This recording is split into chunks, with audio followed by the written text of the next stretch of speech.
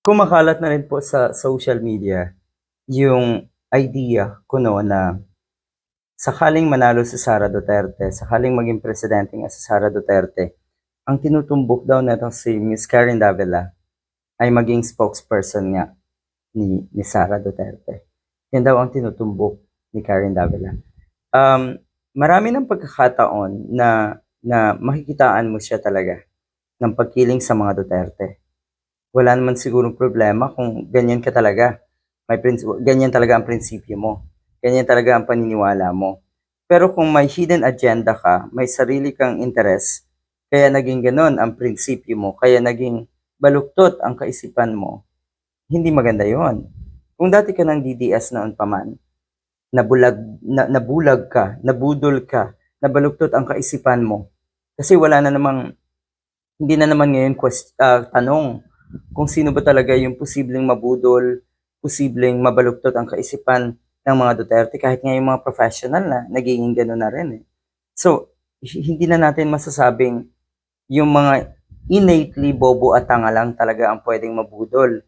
Kasi kung tutuusin, meron talagang mga may dunong din na nagpabudol. Nagpabudol ang ginagamit nating term. Kasi nga, dumarating sa punto na may sarili silang interes, may personal interest sila, kaya minabuting magpakatanga, magpabudol, at baluktutin ang kanilang kaisipan.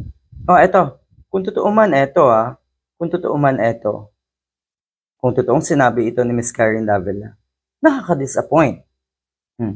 Kasi ang sinasabi, kung walang Duterte daw sa bansa, hindi ako magiging successful na media reporter dahil sila ang nagbukas ng oportunidad sa akin. Medyo kaduda-duda naman yung ganito. Pero nung unang sinabi ko na lagot ka, Miss Karen Davila, nakitaan ka kasi ng pagkiling sa mga Duterte at kay Sara Duterte.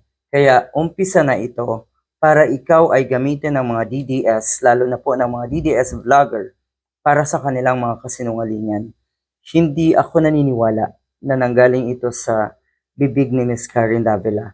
Sa tingin ko, ito na yon. Umpisa na ito. Magiging masalimuot, masaklap ang buhay mo, Miss Karen Davila. Ulitin ko, gagamitin ka ng mga DDS sa kanilang mga kasinungalingan.